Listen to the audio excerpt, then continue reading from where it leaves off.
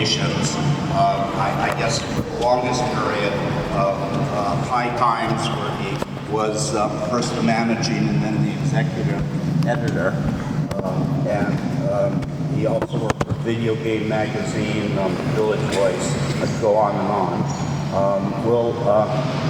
So that's John to the right, and to the left we have Roberta Bayley, who grew up in San Francisco, and she explained to me that she always used to take photography, used to be a photographer, but it wasn't really until 1975 when a friend of hers gave her the darkroom equipment that she began to take it a little more seriously. Roberta was, amongst other things, was the door person at CBGB's. She was the one that collected the money. The money in the early years always went for the bands, and she was originally did it because she was friends with a lot of the bands and everybody trusted her. But it gave her the inside scoop there at CBGB's, and she was very successful taking photographs, and obviously, at least in this context, her best known photograph is the one that's on the cover of the first Ramones album. But she also has done very memorable photographs of Blondie, of Richard Hell, and dozens of other groups. Most of her photographs date from the 70s and through the mid-80s, and they're indispensable for any show of that period, and she has works in the Museum of Modern Art and lots of other museums and galleries. Our third panelist is Chris Stein, who's probably best known as the co-founder of the group Blondie, co-founder and guitarist of the group Blondie, but he's also a photographer. Actually went to School of Visual Arts. John went to School of Visual Arts, and he was involved in punk right from the very beginning, and he's always taken photographs, and in recent years his photography has become, I guess, a more significant part of his life. He recently produced the book Chris Stein Negative, with the subtitle Meet Blondie and the Advent of Punk. And we're excited to have him on this panel because he was pretty much, John always described him as a contributing editor to punk. I don't know if it was an official title, but it indicates how central he was in the early years.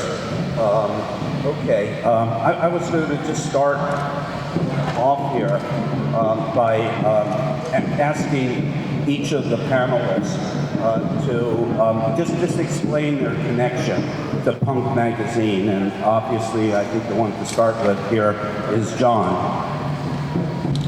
Hello everybody, thanks for coming out here on this beautiful spring day.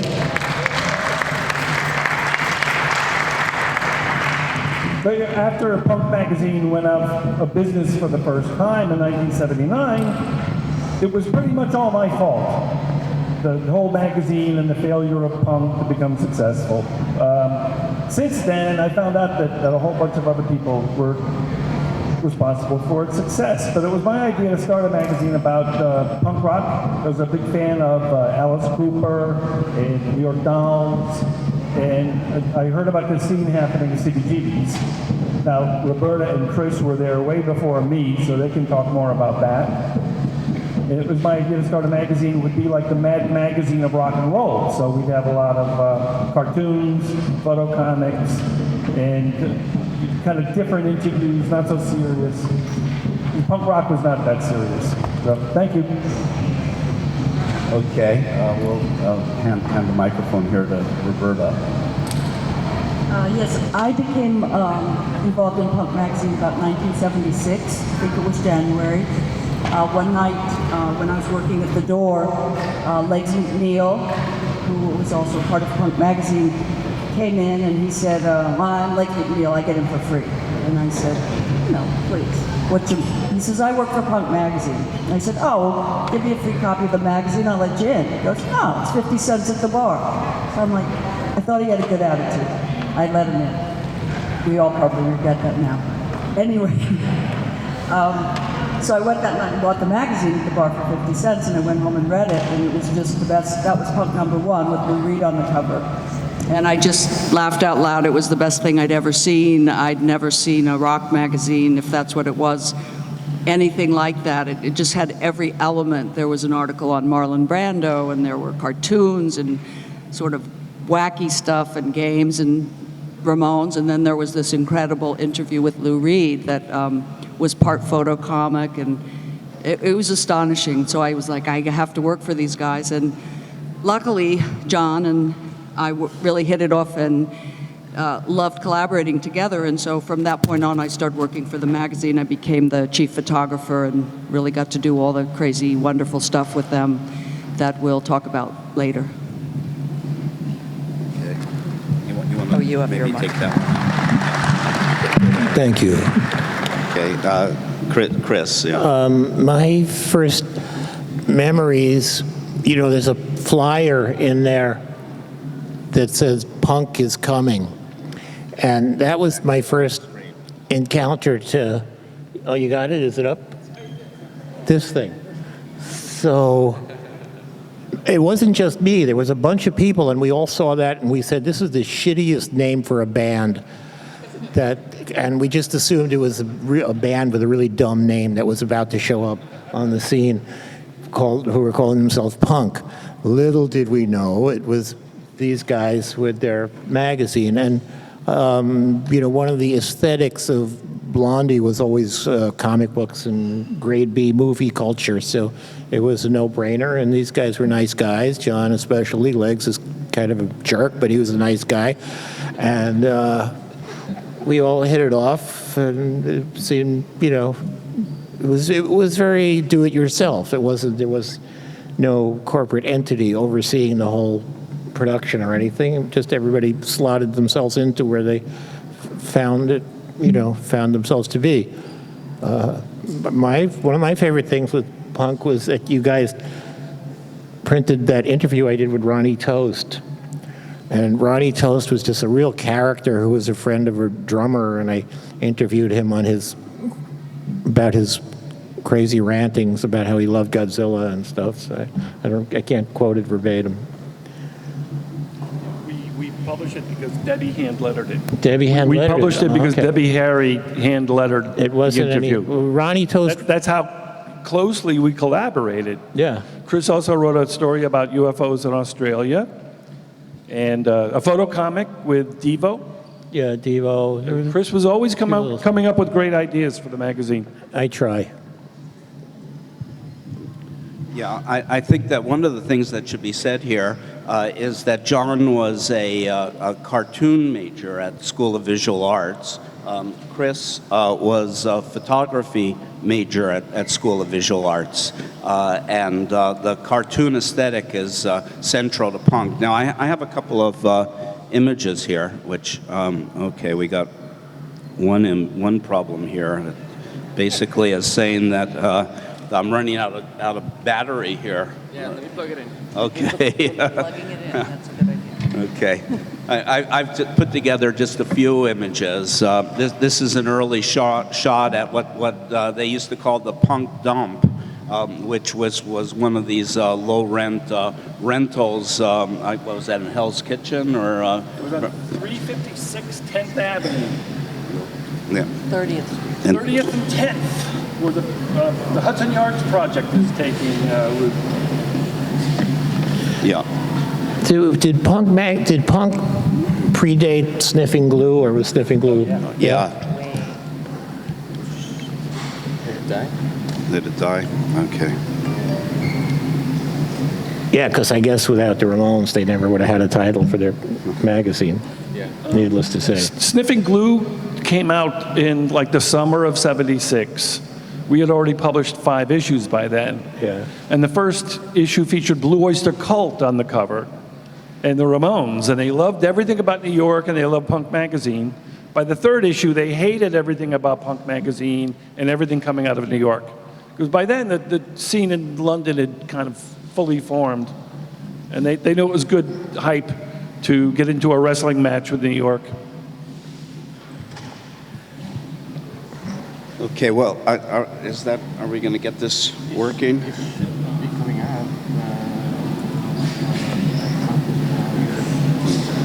Why don't we just wing it while we wait for the pictures? Yeah, okay. Well, the first question I have is to John. And I'm just wondering if he could just explain what the philosophy of Punk magazine, and especially the relationship of the visuals to the music. Yeah, well, I don't think there was such a real thing as punk or punk rock until the magazine came out, because they were calling the Dolls and the Stooges punk rock, but there was no visual to it. So I think we provided the look of what loud, fast music was supposed to look like. And we kind of follow, I would use the lyrics of those songs as an inspiration to publish the articles. So in the first issue, we did a photo comic called Cars and Girls, and we used a lot of the concepts from The Dictators' Go Girl Crazy, which some people think was the first punk rock album. Some people think they were not punk at all because they had long hair. Okay, I have a few pictures here, and the first one taken at Punk Dump just shows John, Roberta, and Legs McNeil. Punk was actually started by John, Ged Dunn, and Legs, and they just sort of made their headquarters at CBGB's, where Roberta was at the door. I used to go in there quite a bit in the mid-'70s, and they were a very conspicuous presence. They didn't name punk. Punk rock, a number of publications were pushing bands and calling it punk rock, but it was things like Bruce Springsteen, a lot of oddball things. But it was the presence of Punk magazine at CBGB's and the rise of all the bands coming out of CBGB's that kind of secured the name and associated with a certain type of music. And it's, of course, impossible to actually say what, to define punk. There's a million definitions. But it's just kind of a vague thing. And for the Ramones, in a lot of ways, I guess defined it best. And that's one of, they just seem to have the right attitude. They have the right look. And so we often think of the Ramones as the kind of quintessential punk band. But there was, obviously there was a lot of groups coming out of CBGB's at that time. Oops. This is issue number 1. John is the artist the cartoonist that did the covers. And you could see here that even in issue number 1, we have an article on Marlon Brando, the Ramones, Girls, and Legs, was often the subject of the cartoons. Oops. Okay, this is the editorial from issue number 1, and it's at this point that I really wanted to ask John, really what was the philosophy of punk? I mean, punk had a lot of attitude, and it wasn't just straight coverage of the different bands, but it was also very much a certain attitude that they projected onto that scene.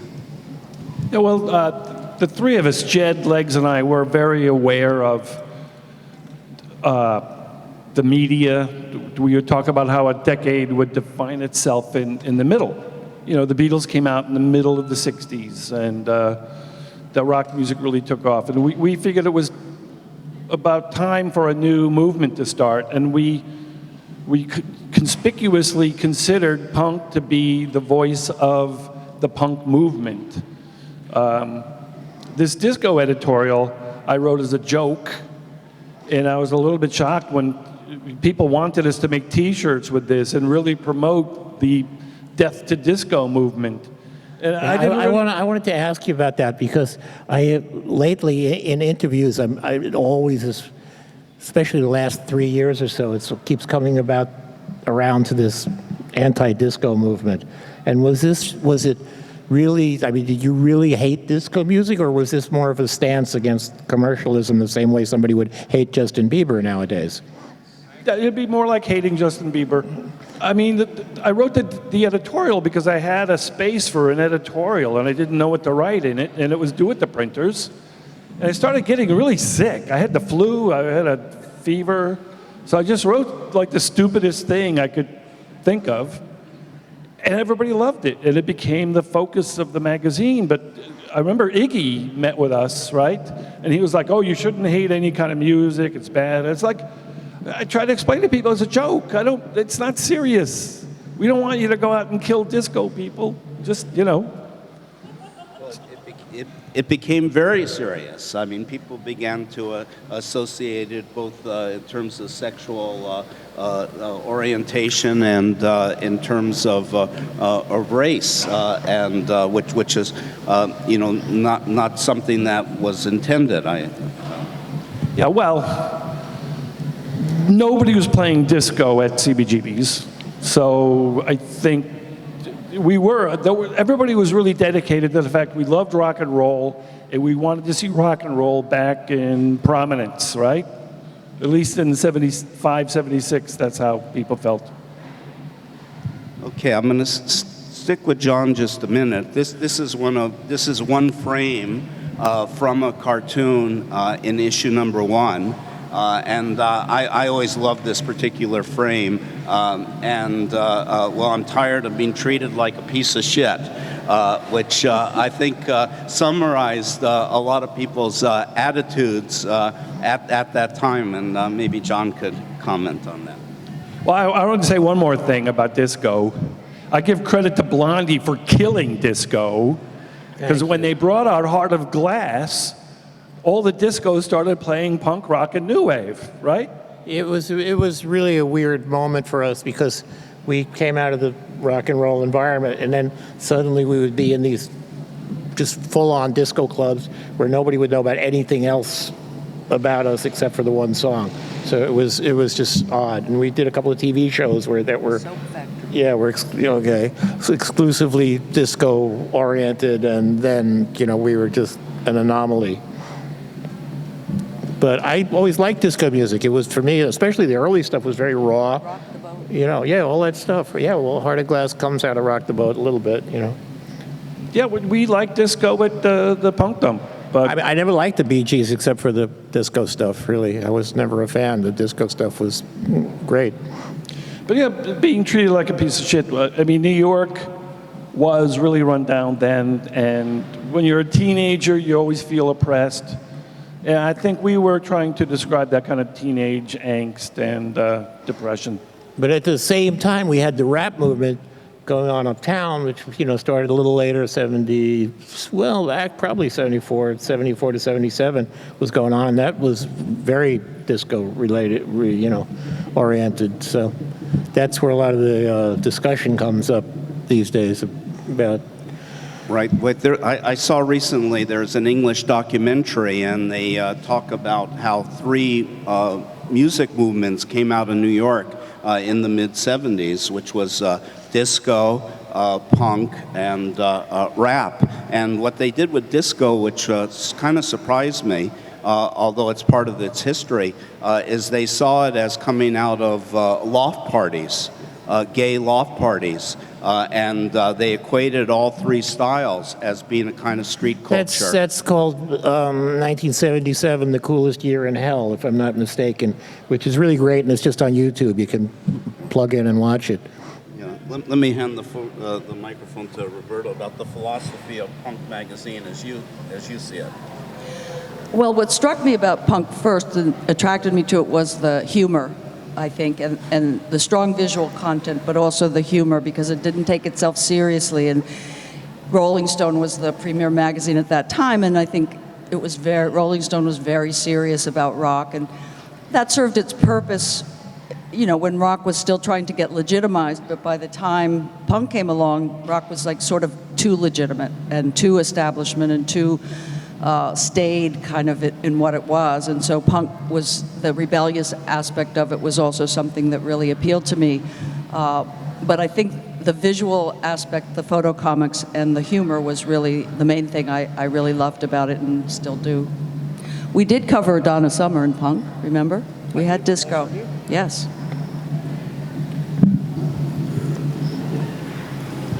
Okay. John, one of your teachers at School of Visual Arts, of course, is the famous Harvey Kurtzmann, the founder of Mad Magazine. I'm just wondering, what was it in Mad Magazine that you brought into Punk Magazine? Let me add that the interest in Mad Magazine was widely shared. Tommy Ramone, always in his interviews, always talked about being a big fan of Mad Magazine, and I think Chris just alluded to it a little bit earlier. I preferred Help Magazine, which was also Harvey Kurtzmann, but is much lesser known. But they had fumettis early on, which are photo stories with cartoon balloons. We'll get to those. And that's a whole, that's a whole other category. Right. Well, this was the mainstream visual culture for American youth, Mad Magazine. But let me see what John has to say here. Well, yeah, Harvey was a big influence on a lot of people.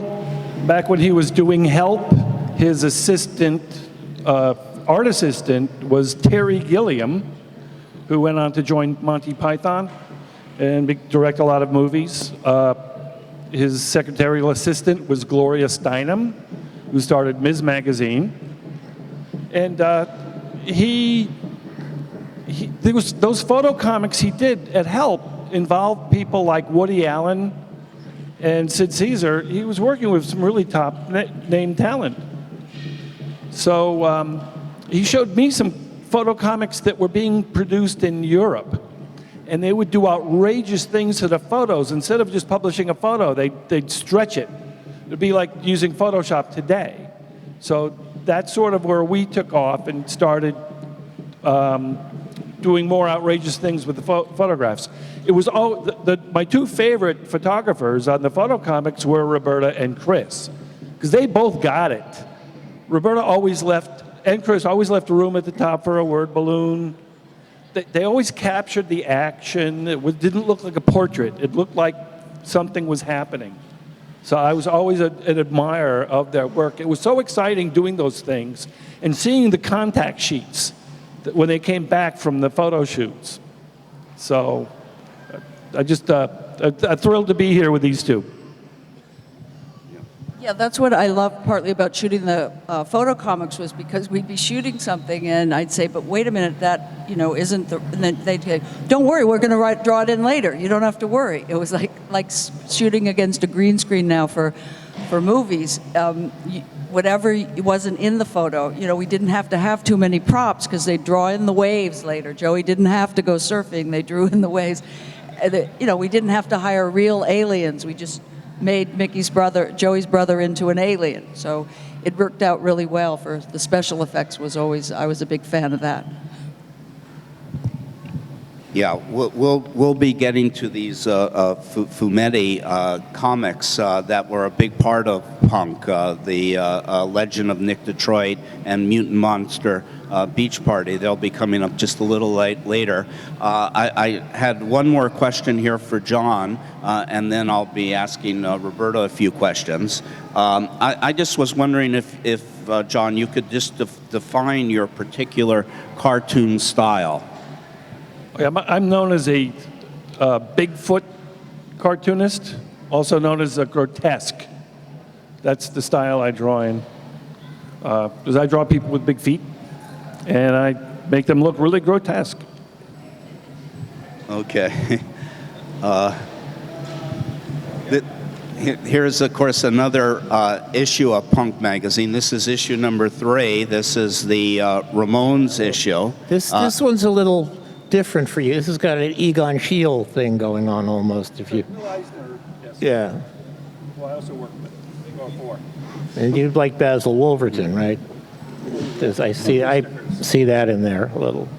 Yeah, I was very influenced by Basil Wolverton, who also influenced Crumb. And this is sort of like a Will Eisner-inspired drawing. I worked for Will Eisner. He was another one of my instructors. He did a great comic strip called The Spirit. And the big awards given out, the Academy Awards of Comics are called the Eisner Awards. So he's that well respected in the business. So working for him for a year was great inspiration. He even loaned us his desk.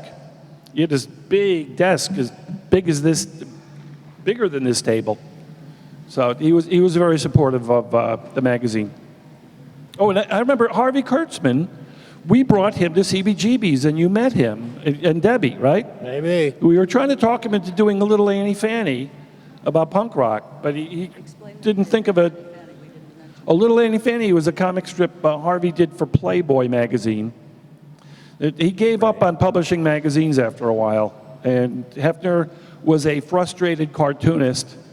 His original idea for publishing a magazine was to publish a cartoonist marketplace magazine, and he was so obsessed with the cartoons in Playboy, he would put tracing paper over every cartoon and draw the tits the way he thought the boobs should look. Yeah. Okay.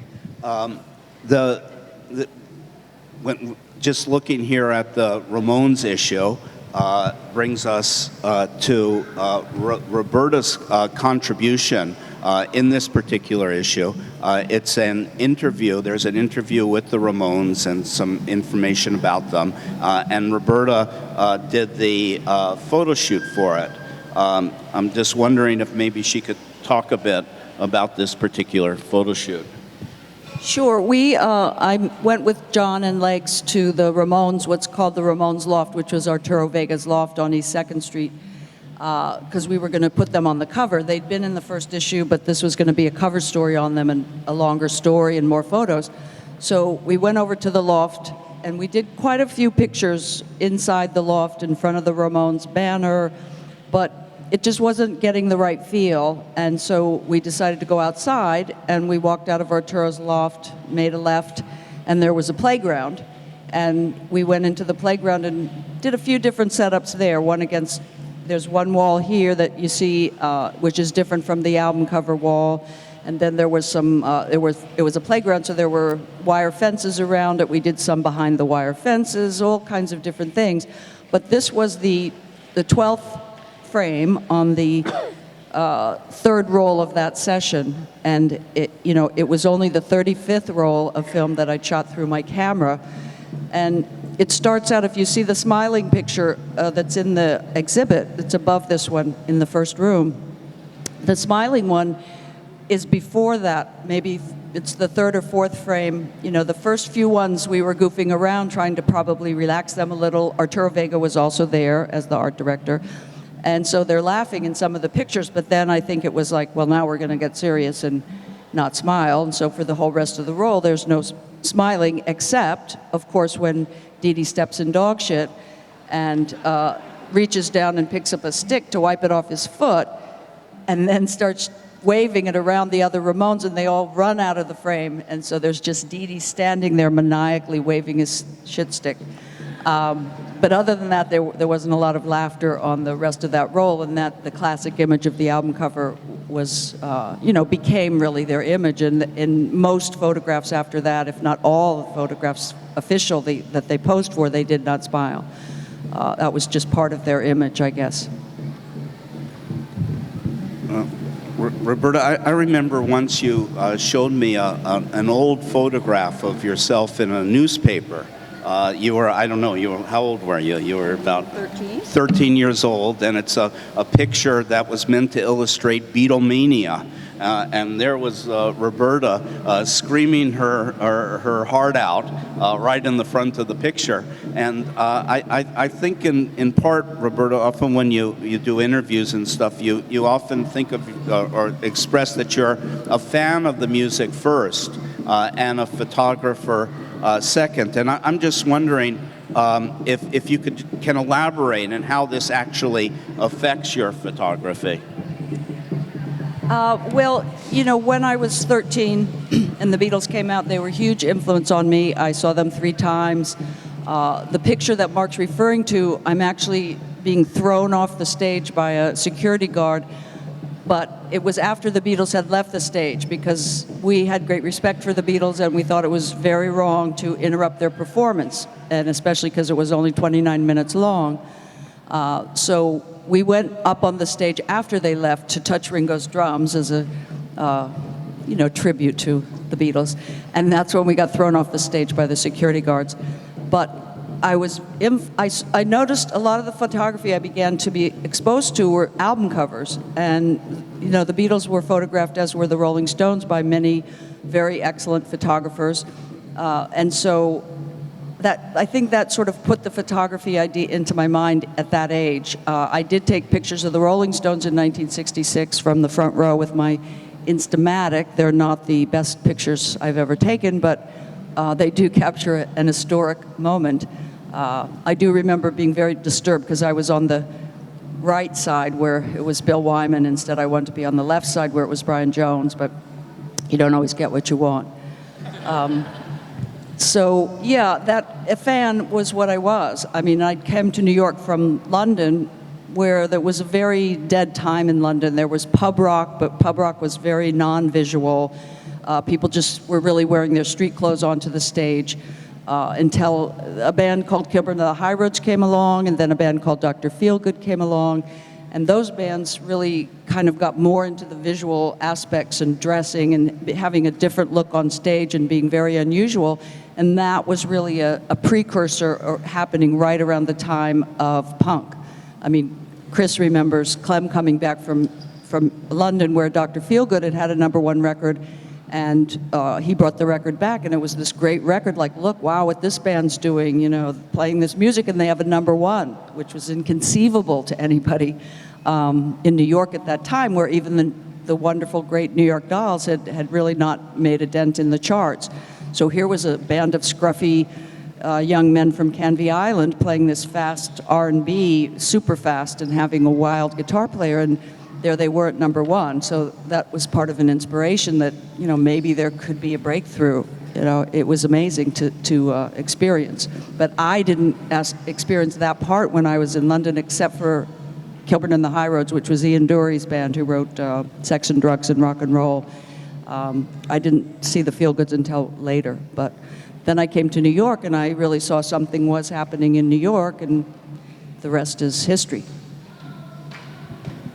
I'm just wondering if you could say something about the Ramones as posing for photographs and in relationship to some of the other groups that you photographed.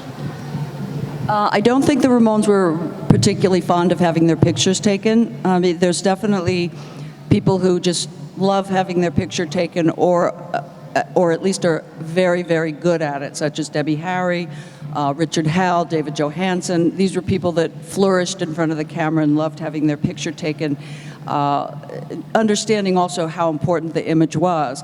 I think the Ramones understood that intellectually, but they were pretty self-conscious and just didn't like the experience of a photo session. I think the reason that the photo session I did with them worked so well was because it was just for Punk magazine. It wasn't ever thought of to be their album cover photo. It was just a session for John and Legs and for this small magazine. So, you know, we were there. There was no hair, lighting, makeup, nothing. It was just around the corner from their house. And so I think that made them very much more relaxed, and that's why I got that image, was for that reason. I think, you know, they struggled after that. It's also why I think Danny Fields took so many great pictures of the Ramones, because he was just their manager hanging around, oh, let me take a picture. It was very casual and off the cuff and not formal, which I think puts everybody kind of uptight. We approached it much more like photojournalism, and I think that results in much more interesting pictures than something done in a studio.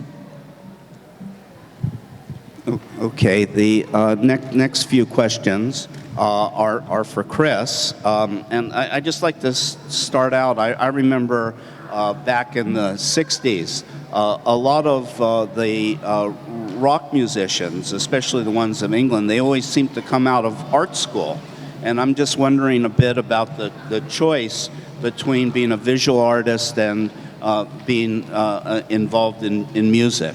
Well, when I was a kid, there weren't any music schools except for Juilliard. There were no pop music schools. It just didn't exist as a thing. You know, you couldn't now. You could go to NYU and take a music production class or God knows what. My little daughter is going to go to middle school, and it's very rock and roll oriented. In their music program, they have electric guitars hanging on the wall, all that kind of stuff.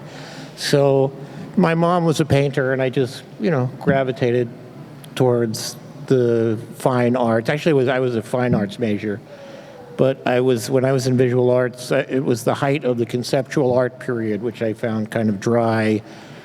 All those Vito Acconci wannabe people, Alex Hay, all these guys, Joseph Kasuth, names you don't know because they're all coming from that world of, there were people at visual arts, they would take a photograph of something, and then they would mimeograph it 100 times until it was a blank page, and then that would be the piece.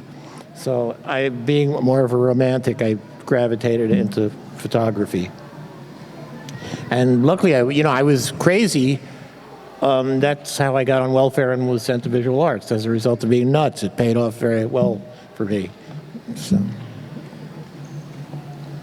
You've been, I've noticed on your Facebook page, you've been posting a lot of your early photographs from the 70s, and they're really like street photography. Yeah, I was closer to, I didn't really go to concerts and take pictures of bands live very much. I was at a lot of really great concerts that I should have taken pictures at, but I did a lot of street photography. I was friends with a guy who was a really great street photographer he had apprenticed for Diane Arbus briefly, and he was a big influence on me. So that's what I did. Lately I've been going through my old negatives to look for more street stuff, which I have a bunch of. And you guys should all follow me on Instagram, which is my name with one S. I could always use more followers. Well, things changed pretty dramatically, I guess, once you formed Blondie and began your relationship I with was Debbie. always a music fan, and the story is I started seeing flyers in the lobby of visual arts for the New York Dolls, and I just assumed it was a drag act. So I was more into music than drag at that time. Now I'm a big drag aficionado, actually. But back then I was just more of a music freak, and I didn't really know what it was. And I finally saw a review of the Dolls and the Voice saying how, what a great band they were, and the singer looked like Mick Jagger, and I had been a Rolling Stones fan, so I went to see them, and then that was how I got embedded in the scene. I hooked up with this guy, Eric Emerson, who was in the band called the Magic Tramps. The Magic Tramps just got a shout out on that show Vinyl, and they actually played one of their songs in the background of one of the couple of episodes, which is really weird because they never even recorded those guys. They just, there's only like tapes of their songs in existence. So I fell in with Eric, and that was it, and that led to everything else. How would you describe the photography you did within the group Blondie? It was casual again. It was more like journalistic, but I thought of myself as an art photographer. I would always shoot full frame. I would never crop anything. It's always about composition in the camera. I was very conscious of that all the time at the same time.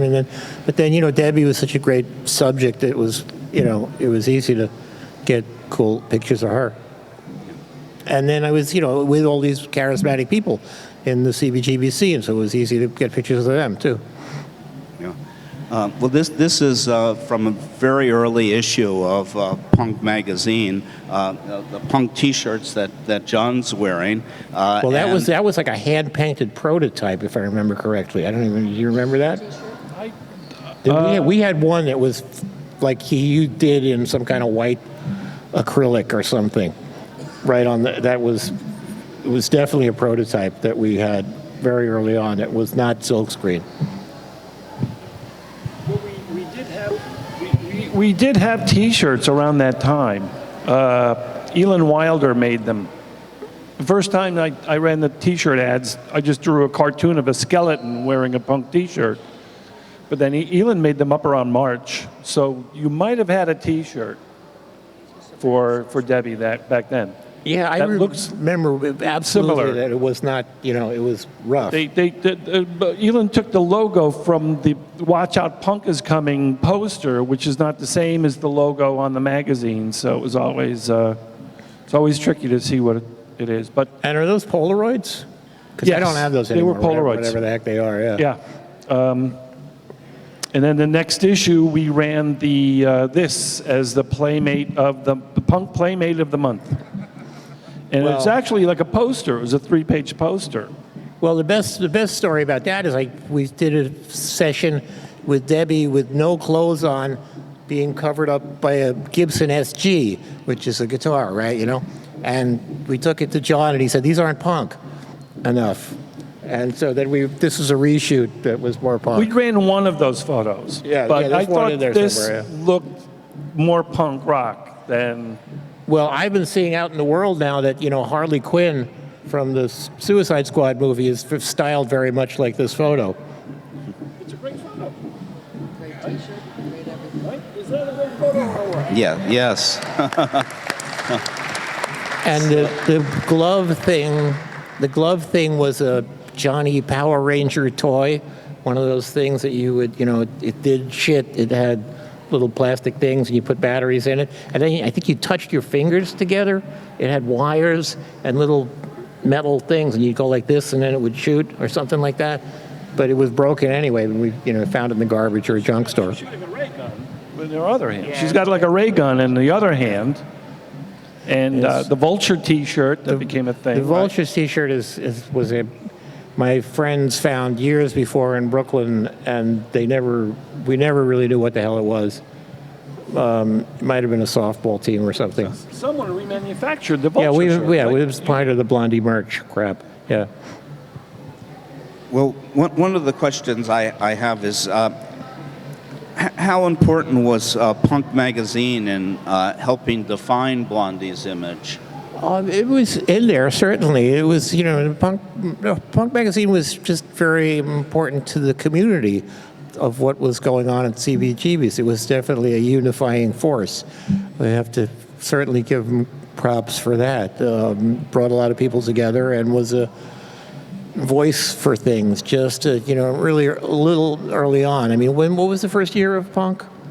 76. First issue came out in January 76. 76. So it was like right on the cusp of when everything was breaking and getting attention. And the big summer festival of 75 was when that was when all the local press came around. What I was thinking about is, there's straight out and out looking sexy, and there's a little bit of a tongue-in-cheek sexy, and I think it's Punk Magazine was very much into tongue-in-cheek. Well, Punk was very ironic and self-aware, and that was a big part of it all. Yeah. Okay. Now, this is Disposable Devo, the photo of Disposable Devo. We're going to get here to the fumetti, or the photonovellas, which was one of the things that Punk popularized, in which during these years I was more involved in the fine arts and the galleries in Soho and Tribeca, and there was a thing called narrative art, and this was very much parallel to the kind of narrative art, and we'll just let Chris, this one, it says, starring Debbie, Harry, and Devo, photos by Chris Stein, story by Chris Stein, Hal, and John Holmstrom. I guess that's, I guess John was involved here. Just wondering how this was put together. Well, I remember Anya Phillips, who was, the late girlfriend of James Chance, was a real mover and shaker on the New York downtown scene. She was the first one that came to us about Devo at some point. I think they played at Max's first before. They played CBGBs on an audition night. Yeah. And she just said, you got to see these guys. They're amazing. And we just started hanging with them right away. This was on the roof of our, where we were living on 17th Street, right off 6th or 7th. And I remember they were saying, well, Debbie, you should sweep. They put their 2 cents into this. They want it to be swept up like garbage. Have her sweeping us up like garbage. That was the thing. So. I think Hal and I just added the words. Chris brought the photos in. So Hal Drellick and I just made up some sound effects and dialogue. Well, not dialogue, captions. So when you took these photos, they were originally intended for Punk Magazine? I probably, I don't know. I got a lot of cool shots of them from that day beyond this stuff, but this series may have been. Yeah, this is already from issue number 12. By that time, this kind of photo narrative fumetti format was pretty well established in Punk Magazine. The first of which is The Legend of Nick Detroit. This is John's cover, and this gives a good idea of how Punk brought together the whole scene. There's all sorts, everybody that you see in this narrative, almost all of them come out of the different bands and were people hanging out at CBGBs, and they really transformed the club into a community by doing activities like this. Now, Roberta was not only, most of the photographs, my understanding is, are by Chris and Roberta. Yeah, she has the bulk of it, probably. Yeah, And then there's Tom Hearn. Tom Hearn has a couple. This is an art. The guy in the white pants is an artist named Robert Romanoli. It was just so much fun to do this. I mean, you can just see from looking at the pictures, it was like my vision of shooting a movie, except of course we didn't have a movie camera, we couldn't have afforded that, but you could just be doing that in photographs. I mean, we had everything but the clapboard, it was like, shoot, action. And so you would be having a fantasy really of making a movie. And again, the special effects could be drawn in later. There was a lot of blood and gore in Nick Detroit, a lot of people's heads being blown off, and we didn't have to do that. We could just draw it in later. Debbie played a Nazi dyke. It was a gang of women who were taking over New York. I forget what the Nazi...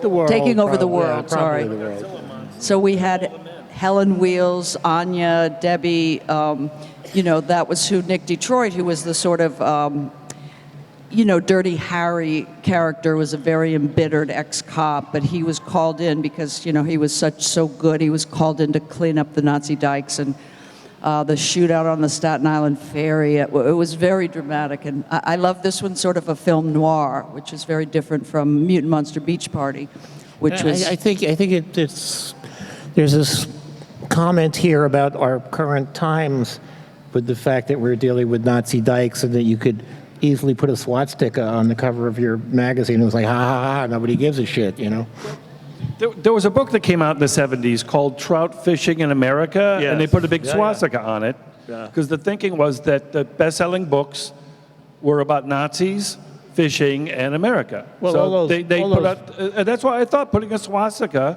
on the cover of Nick Detroit would sell magazines. All but those it men's didn't work. magazines, remember, Didn't work. older men's magazines were, rife with that stuff.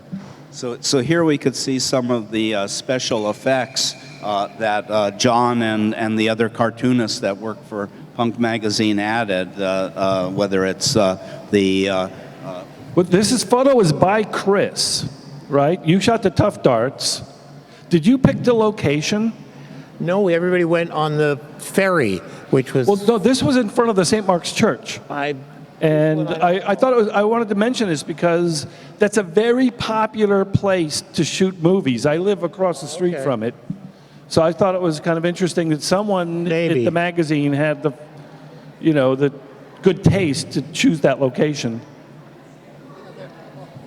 They're always shooting films on 9th Street, and then A Beautiful Mind with Russell Crowe. They got married in the St. Mark's Church. There's been a lot of things done in that location. Okay, the most elaborate and ambitious of these photo narratives was Mutant Monster Beach Party. Often cited, any discussion of Punk magazine involves this issue. It's often everybody's favorite issue. My guess here is that John must have made $1 million off of this issue. No, they're sold terribly. We worked on it for 2 years. The script was written by Legs right after Nick Detroit, but it needed a lot of rewriting because it was just basically a reworking of Muscle Beach Party. His idea was it was based on Horror of Party Beach, which was published by Warren, the same publisher who put out Help, and Creepy and Eerie and Vampirella. So this was an early fumetti that Wally Wood lettered. And I think it was very influential on me. I think it was an inspiration for Mutant Monster Beach Party. And the first casting idea, of course, was to have Joey be the surfer and Debbie the girlfriend. And then we enlisted Andy Warhol to be the mad scientist. And then Peter Wolf called up and wanted to be in it. He was a big fan of the photo comics. At the time, he's married to Faye Dunaway, the most famous actress in America, and he wanted to be in Punk. So we had him play the biker. I should just probably add here that at that time, like, John was, about 24? Maybe 25 at the most. When Punk was started, they were all in their early 20s. And I remember being impressed. Back in 1978, I curated a show called Punk Art, and the first people we recruited was John and Legs and Punk magazine. And maybe it wasn't true, but John was saying that that circulation of Punk had gotten up to 20,000 copies, which I thought was rather amazing, because I knew the circulation of Art Forum was about 25,000 copies. So for some young upstarts to gain that kind of circulation with essentially a visually oriented magazine, I thought was rather impressive. Here's one of the pictures. This one's by Chris of Joey and. Well, this is in I don't know who had the fucking Jaguar, or we just jumped in something that was parked at the curb. I can't imagine. Someone was parking this car, and we asked them if we could shoot some pictures with it. And they said okay. So we ended up with a Jag, and Joey was carrying the surfboard around. Yeah. So. Well, this is on the street in front of the apartment that the Devo shots were shot on the roof of, which burnt down, and my whole collection of The Fly, because I had almost like every issue. It was like 40 issues before he becomes Flyman, which was an Archie imprint, and it all was destroyed in this fire. It was a huge tragedy. But the cats were okay. And this is another one of Chris. And this is one of my favorite shots of mine. It's one of my favorite shots of mine. This is Lester Bangs on the beach. And the girl in the striped shirt, years later, I finally identified that's Jessie Blue from the, I didn't know. And the woman in the bikini was Andy Paley's girlfriend at the time. It's only identified as Frankie the Shark Woman in the magazine, if I remember correctly. And Leg said he went out with her, but we don't know. So this was a rather elaborate photo shoot at Coney Island. People like to think of it as Rockaway Beach these days, but it was all done at Coney Island. And there was a number of photographers there. Roberta, can you remember who? Bob Gruen was there, Chris, myself. I think that there might have been someone else. Godless wasn't there. So that I only remember Bob, who really took a lot of great pictures that day that didn't have anything to do with the fumetti necessarily, but he got some great images later because he was shooting color, which I was only shooting black and white. This is mine, which has become a very popular picture. Debbie's sulking because she's acting. I mean, it looks like Debbie's just bored out of her mind, but no, we were explaining to her she's been stood up by her boyfriend, she's angry, he's late. But what's great about it is when you look closely at all the people in the background, there's a lot of people staring like, what the fuck's going on here? And just the regular Coney Island people, Debbie wasn't famous then, was 78, right? 77. So Blondie was already making some hits in England, but in America they were unknowns, although a camera and somebody taking a picture of a blonde probably attracts attention. They figured, what are these crazy kids doing? Because we had a lot of people. There were the bikers, the surfers. Mary Harron, the film director, was one of the women in a bathing suit. She went on to direct I Shot Andy Warhol and American Psycho. That's Paul Zone, who is a great photographer, has a wonderful book called Playground. He was out there. The dictators were there. Everybody, this was the big group scenes. We would just say, anybody that wants to show up, you're either a biker or a surfer, or so you come in a bathing suit.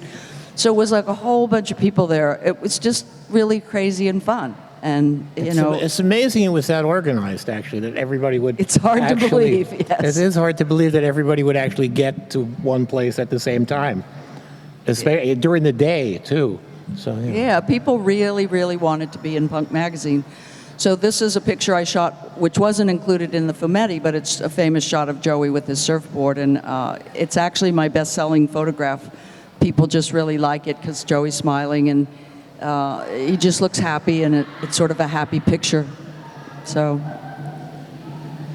again, that's Hal Drellick, who was one of the artists for punk, and the story was these little children are eaten by a monster on the beach, and somehow Joey gets blamed for it, and he gets thrown in jail, and it was very complicated, and aliens abducted him, and it was everything. We threw in everything you could possibly think of was in the plot of this, and that's why it was so much fun to shoot. I think visually, just look at Joey, right? Oh, yeah. He's like a praying mantis with a surfboard. Yeah, he missed leg day. Okay, yeah, and well, this is where Bruce Carlton steps in. You can see the monster getting away at the top left, and the monster goes to the beach. And the surfer there is not impressed with Joey. He doesn't look like he can surf very well, but then when we paint in these big waves at Coney Island behind Joey, he puts on quite a display. And Hal is saying cowabunga, which I guess was a surfing term. Joey never liked the picture. He thought I made his legs look thin. There you go. Okay. He was very proud, though, of being in Mutant Monster. Many years later, he asked me to send a copy to Eddie Vedder. So, Okay. Now, I just wanted to, we're going to have some question and answer, but right before we get to that, I just wanted to explore a little the influence of punk on the Ramones, the magazine Punk on the Ramones, which of course starts with the decision to use Roberta's photo on their first album, and then eventually they began to incorporate some of John's cartoons here. How did the shot get used? I don't know the background story on that. Well, we did the session for Punk Magazine, and then I guess you got a call, or someone got a call from Danny Fields, the manager. Sire Records had hired a professional photographer, paid him a lot of money to shoot the band, and they just hated the pictures. I think my memory is they were kind of close-ups, like they were going for like the look of the Rolling Stones, like out of our heads or something. Yeah, that close-ups, and they were shooting up their nose, like when the nostrils look really big. So they were like, we can't use these, they're horrible, horrible, and they were absolutely desperate. So they called me. No, they probably called a lot of people. Like Danny went through his contacts, and they wanted to see all my contact sheets, and they picked the picture that became the album. Paid me $125, and they've been ripping me off ever since. well, Roberta probably doesn't want to tell this part, but I wanted Roberta to do that photo session very specifically because I knew from she had taken the first publicity photo ever of Legs, Ged, and I, and it went all over the world.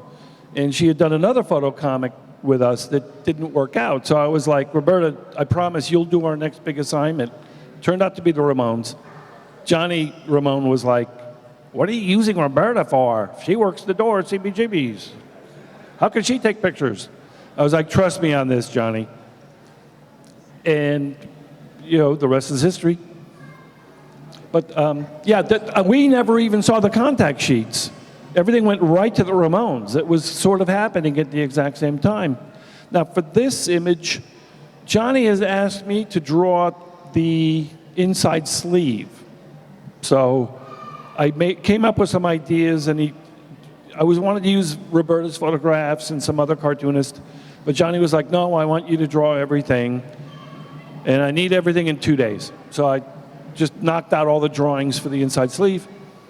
And he liked them so much, he's like, why don't you draw the back cover? And he described everything you see in the drawing, right? He wanted the pinhead and the missile going to Moscow and all the different characters on the map. And he's like, can you do it by tomorrow? I guess they didn't put a lot of time into thinking about the record covers until it was due at the last minute. They had trouble with almost every record cover they ever made. Do you, just as an aside, do you think Johnny would have been pro-Trump? Yes. I hate to say it. I talk about this with Mickey a lot. Okay.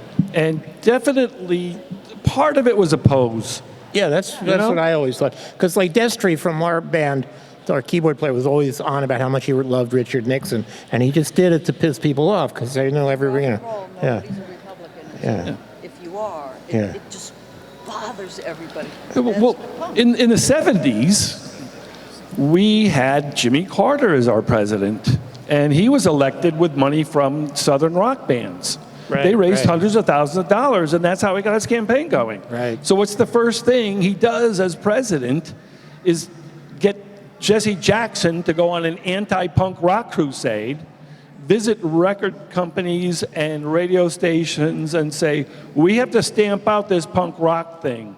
It's violent and it's sexist. So thank you, Jimmy. No wonder we were Republicans, right?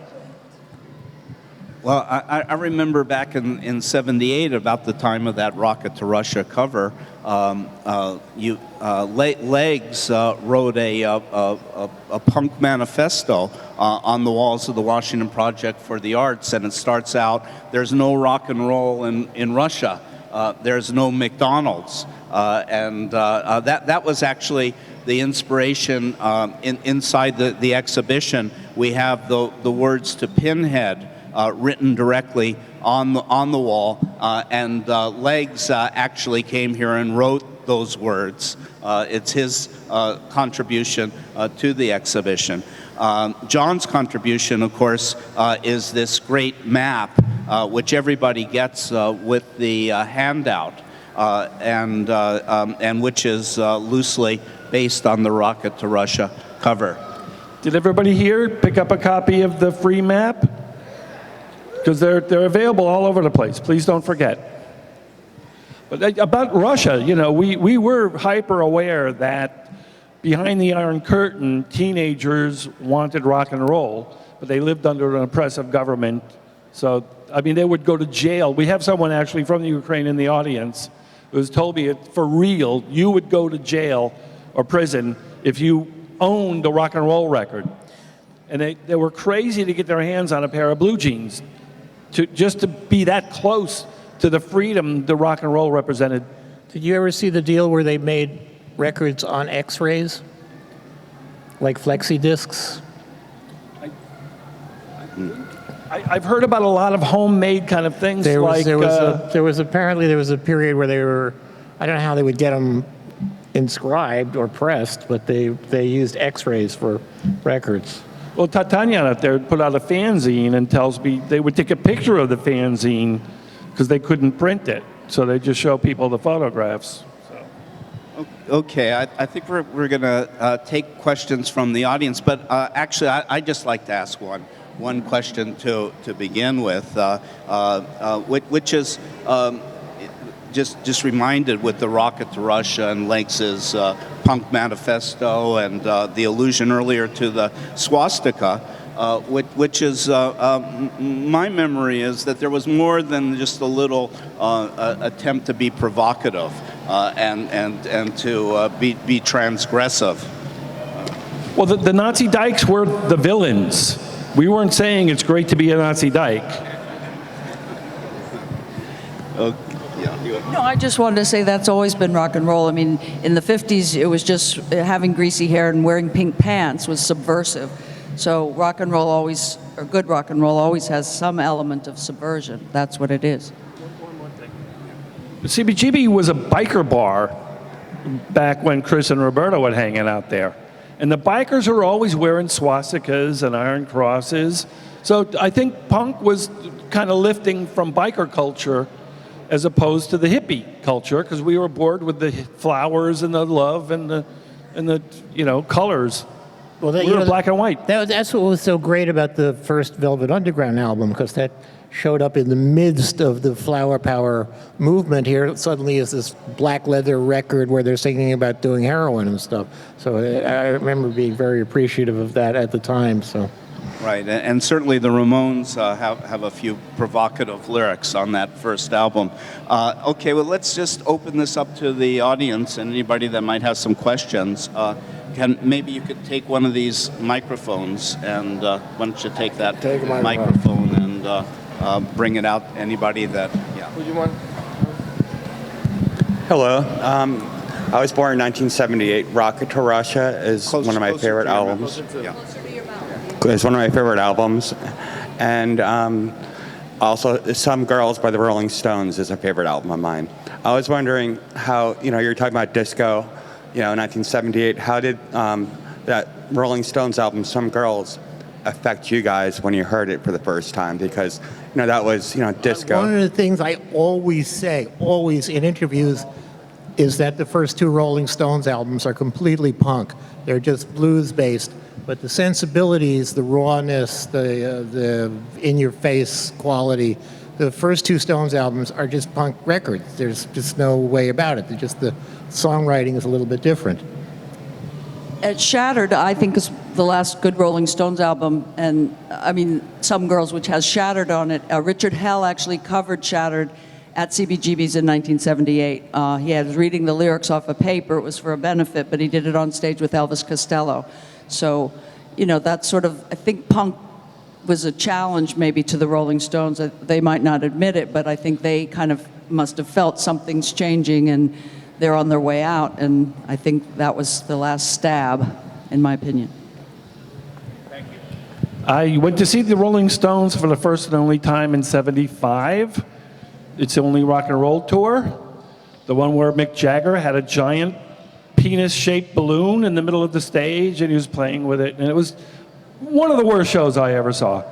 So I kind of lost interest in the Rolling Stones by then.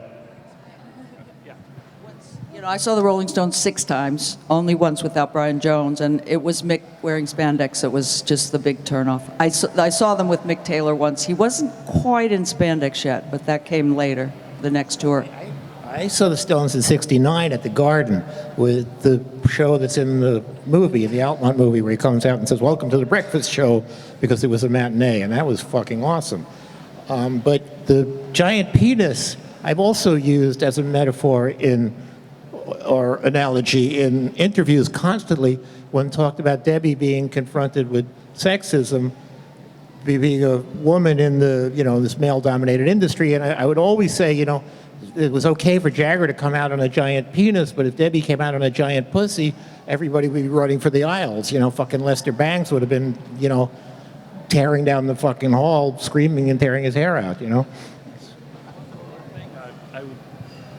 I would have to add to that rock and roll back then was male-dominated and sexist, and I was always very happy we had so many women like Roberta who wanted to work with Punk Magazine. Okay, is there another question out there? Oh, yeah, I have a mic. Hi. It was really interesting to me to hear that the circulation reached 20,000, which seems really like unbelievable by today's standards for like an underground DIY publication. So something I was wondering if you could talk a little bit about Punk Magazine's relationship to the mainstream media and how you just how you conceived of yourselves existing in relation to other magazines of the time. Well, we were doing 20,000 copies because we were being distributed by High Times magazine by then. That was started by Tom Forsad. And there's someone's writing the definitive book about Tom. He's really, to me, the most interesting person in the 20th century.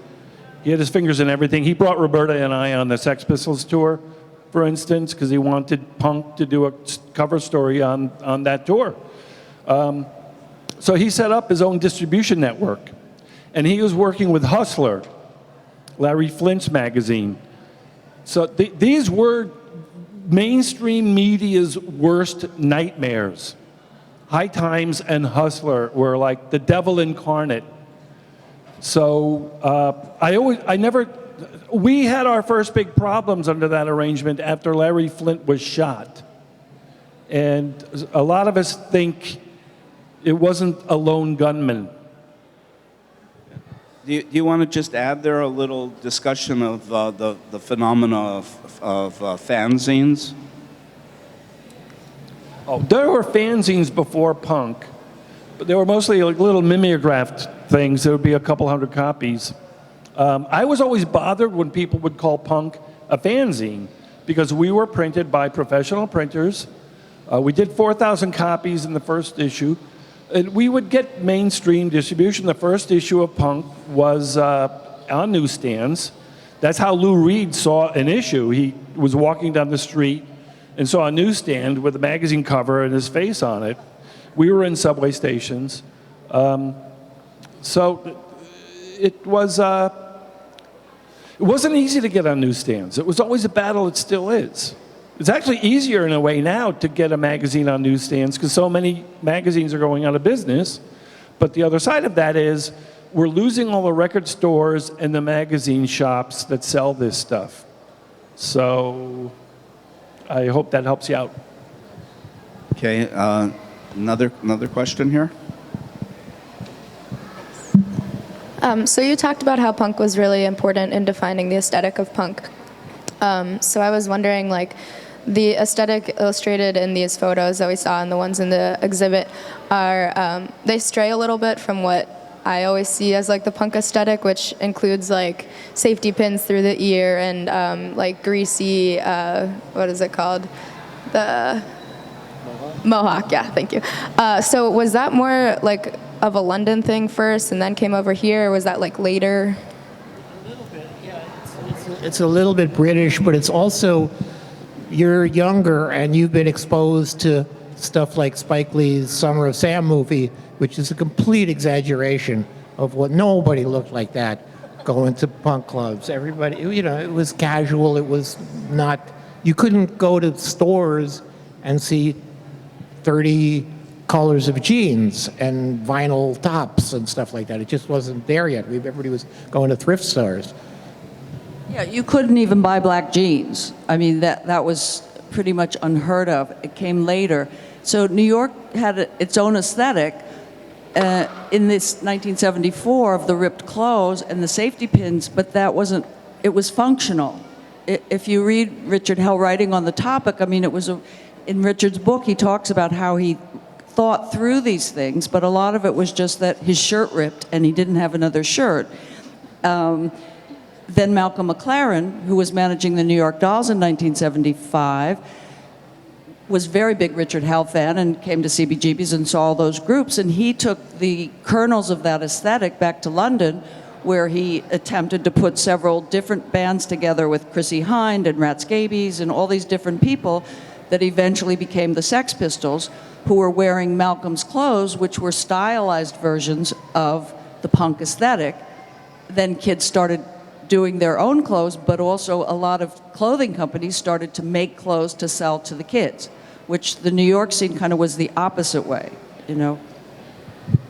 I should have brought one of the pictures, a cover for the East Village Eye, which John did, and it shows John and Legs sitting forlorn on a curb, and all around them are people in mohawks and animal skin outfits. And the issue is called "The Death of Punk," and the caption is, "Well, Legs, I guess we blew it." You know, here they had an incredible impact, but things have a way of evolving in their own way. Yeah, well, yeah, I wish we could have just stayed alive during the 80s. We could have covered the hardcore scene. The last band we were not able to do a story on was the Misfits. And they never really got recognition for being the great band they were while they were in New York. Okay, I think what we'll call it here now. Now both Chris has brought copies of his book, Negative, Chris Stein, Negative. John has brought various items, and Roberta has also bought various items. All of this is going to be set up in the back there. You can see that there's 3 tables covered with tablecloths, and we'll take, it's about a half-hour break, and then at about 3 o'clock we'll have the second part of this, which is going to be focused on Arturo Vega, who is known as the artistic director of the Ramones, and Chris will be back again for that panel, and we'll have a couple of other additions. Thank you for...